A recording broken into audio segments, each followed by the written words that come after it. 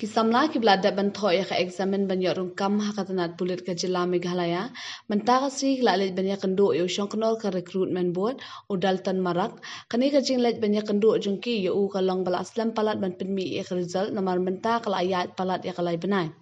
habakran hakilat pathai ko board uwe ne kisamla kiblalit banyak kendo yo shongknor ka recruitment board ula ong bakila hun ya ka ka bakila yo banyak kran namar bala ya thu ba ya ka result an pynmih mentau benai risau lo ne ka tayo banikong Naiwieng ala jar pesan. Mata dari kong wa aspirants mo applicants ikwa bonong bonyo jingtip kan kamre ka protes tambang iwan tang mo inyo jingtip lanu mo ta results ninyo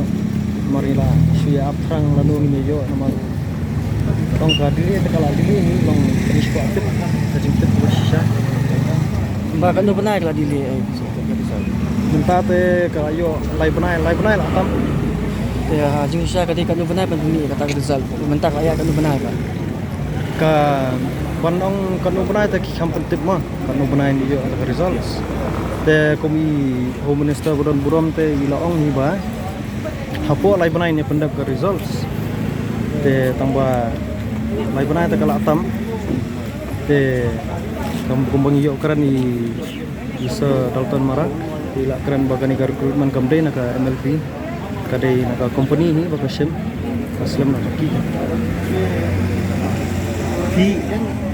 Shongknor jangka recruitment board u Dalton marak ulaong badai tangki tu ki bapa sa ka physical efficiency test ki syajit bantho ya ka written test exam ki batho ya ka written test exam ki dan san pusau hajar ngot ki samla bat ya ka ni ka result ki labu ya ka thong ban pynmih ya ka tayo banikong unai lut henrei na ki daw ba la ban kyar kim shim la ban pynmih bat khmi linti ha unai wing ki pynmih ya ka ba ken sasdang ya ka personal interview.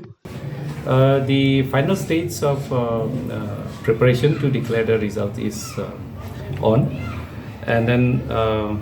the candidates today wanted to know when the written results will be declared. So we have explained to them that throughout this recruitment event, we have received around 172,000 applications, out of which around 128,000 candidates take part in the running the physical efficiency tests, and finally around 58,000 candidates have qualified, and they some of them came to appear in the written tests with few absentees. In total, around 54,000 candidates have appeared in the written tests. So right now, the firm which is engaged for conducting this written tests and the whole process of recruitment, they are processing the preparation of the result sheets. They're also handling a huge data of around 54,000 candidates, reading the OMR sheets where the answers are given. So they are taking some time to declare, but hopefully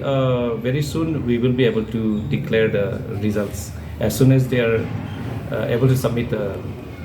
final result or the statement of the written